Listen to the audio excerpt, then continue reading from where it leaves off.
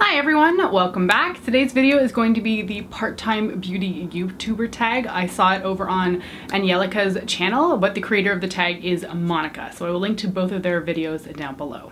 I thought this video would be very interesting to film because I don't think that a lot of people realize that most people who are YouTubers don't do this as their full-time job. I occasionally get asked if I have another job, and it always makes me laugh because the AdSense that comes in from Google at my level is nowhere near enough to have it as my full-time job. Like, for example, I maybe make $40 a month from AdSense, so this is not a viable option for me.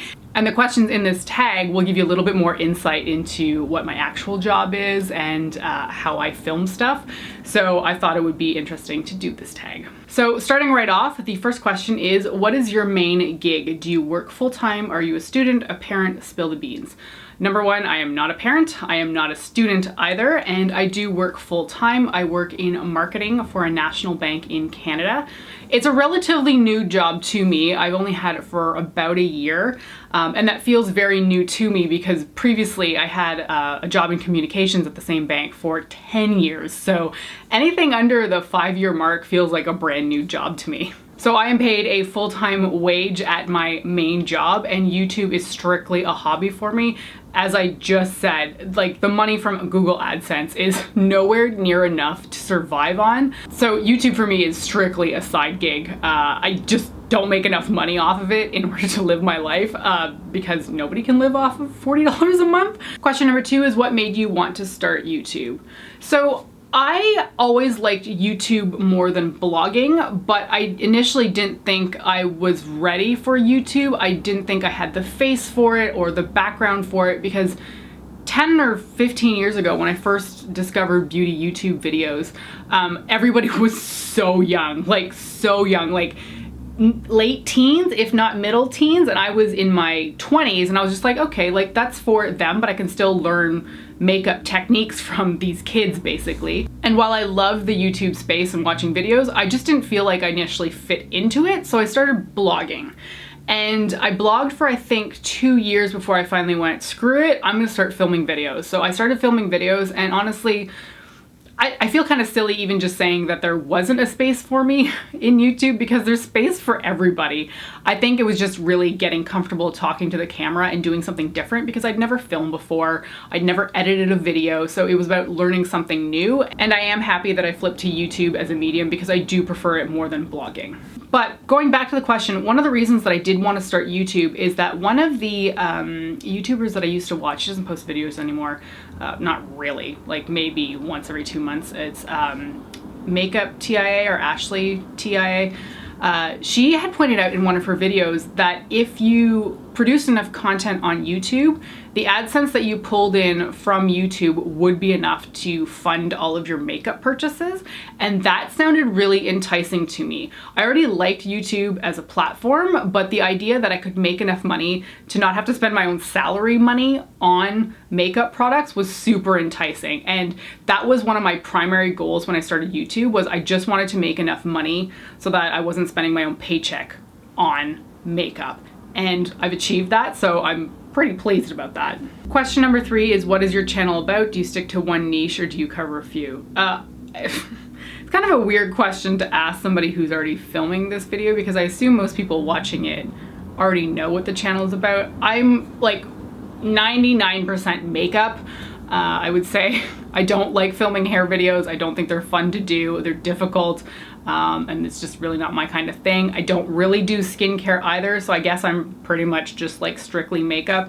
I will throw in the occasional lifestyle video, like maybe once a year, but it's all makeup all the time here. Question number four is, did you always know YouTube would be a side gig, or do you ever want to be a full-time YouTuber?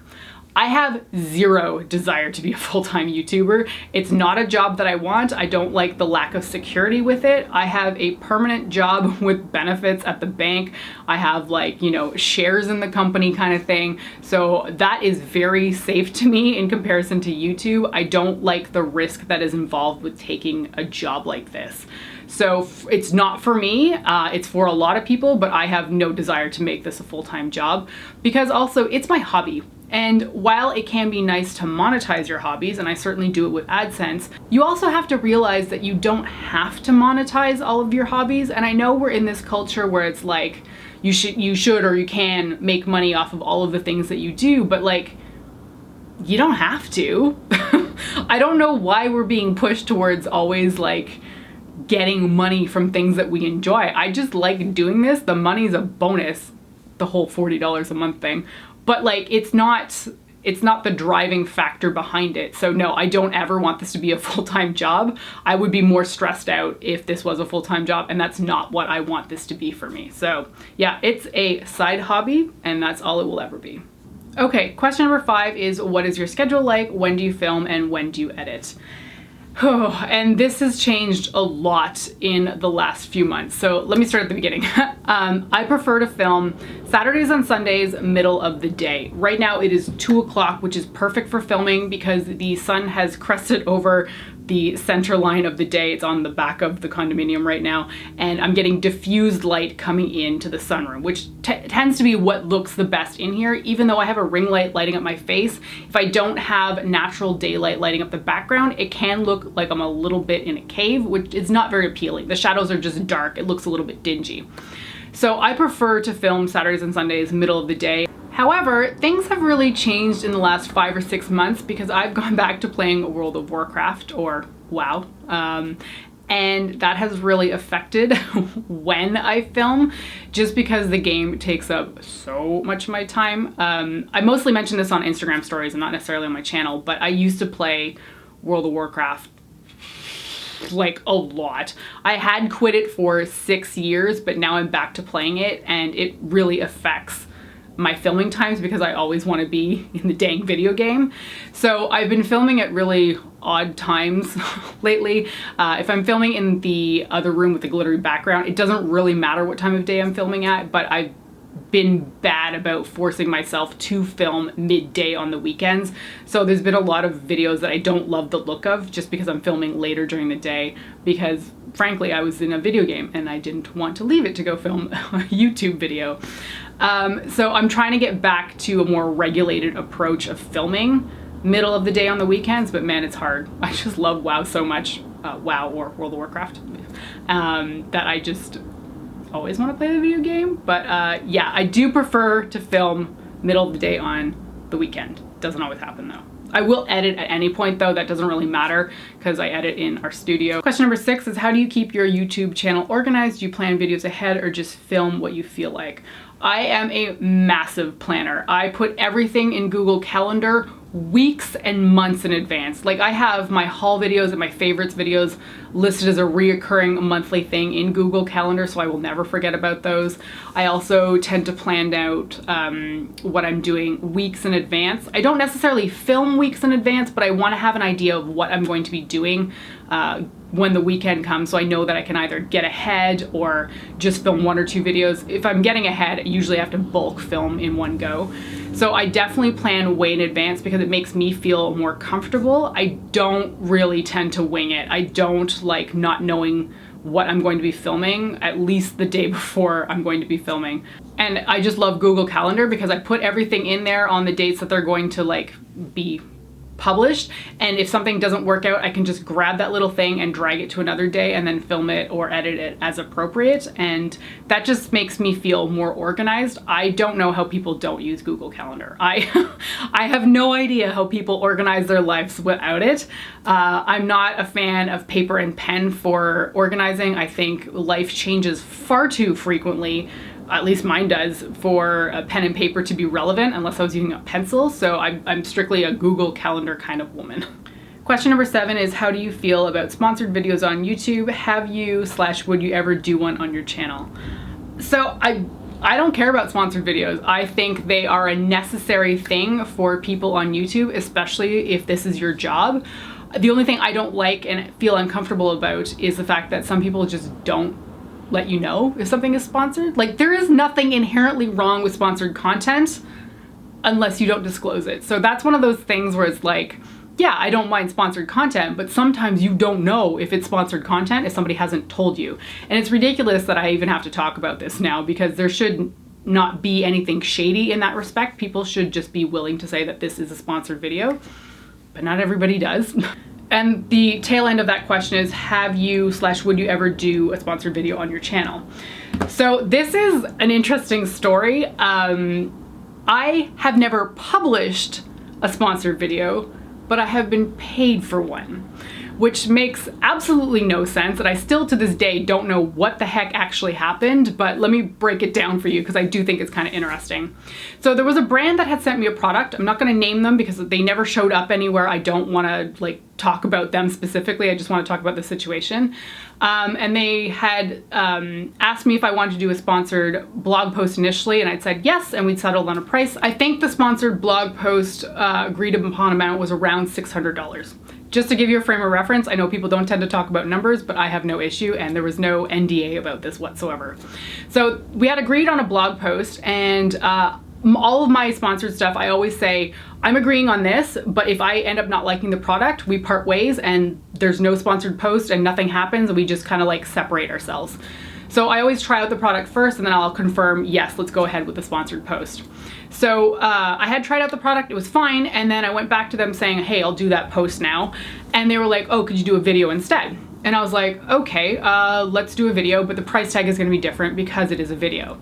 And I think we had worked this out in American funds, and I had to convert it to Canadian, but I think the agreed upon amount for the video was $2,500, which the Canadian equivalent I think was $3,300 at the time, which to me felt wild. It felt like a lot of money given that I had never done a sponsored video before. I'd only done blog posts, but I was eager and excited to do it. So I put together the video. I sent it over for review because whenever you do a sponsored video, they have to approve it. And we had a contract deadline date, which was like 3 months out, which was fine.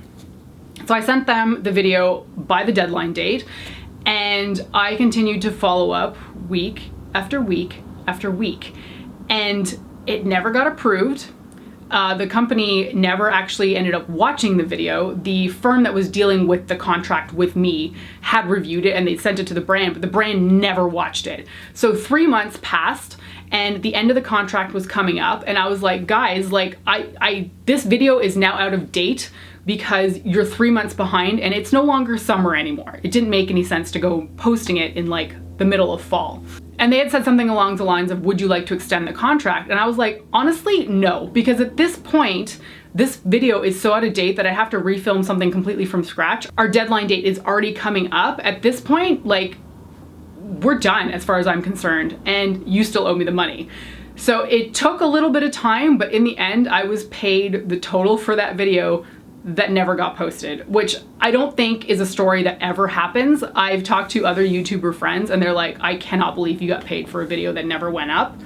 But I did, and it's just really down to the fact that the brand never reviewed the video, even though I had sent it on time. And honestly, I'm shocked to this day that I was sent the money for something that never got posted in their favor. So sometimes brands can be a huge mess, and it worked out in my favor, but I do not think that that is typical for people. I hear about constant problems where brands are not paying influencers for what they've talked about, and sometimes it can take up to like a year to get paid. So I think that was a really bizarre one-off situation. It has made me a little bit leery about taking any more sponsorships because I just don't want to put the effort in if it's not going to play out. And even though I got paid for this video that never transpired, I don't know what happened there. It worked out in my favor in the end though. And you'll have to tell me if that number seems incredible to you, the 2,500 US converted to 3,300 Canadian. Because to me, that sounds like a huge amount of money for somebody that really only has 6K subscribers.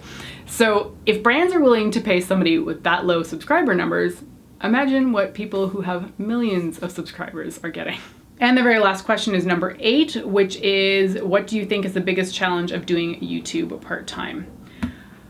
I think it's, maybe there's two of them. It's kind of regulating how often you film in order to post consistently. Because if you're not posting consistently, like, it's so hard to get an audience in to watch you, because one video a week honestly isn't enough, I thought. So I post 2 videos a week, but I have to make sure that I'm filming regularly enough to put out 2 videos a week.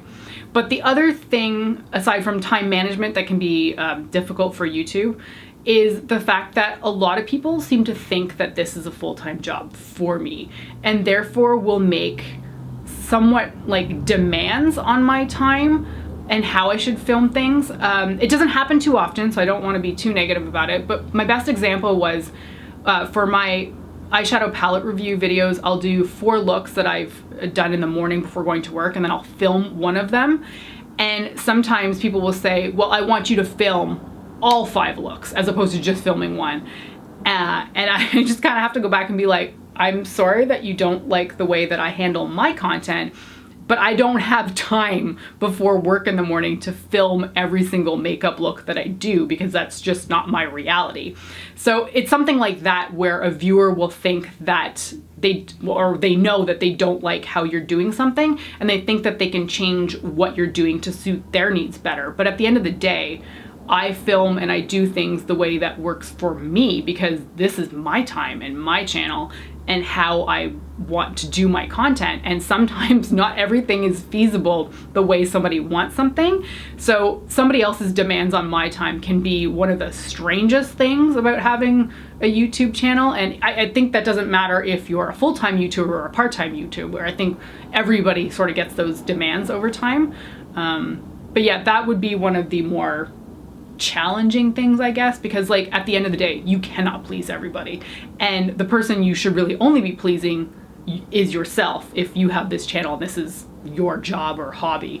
So because if you don't like the content you put out, what is the point? So there are limits on what people can do, and I think viewers at times need to recognize that. Okay, so that is it for the tag. I have talked much longer than I thought I actually would. I hope you found this interesting. Let me know if you have any more questions based on this video. I am quite an open book, and I would be happy to discuss anything in the comments. Thank you so much for watching, and I will see you next time. Bye!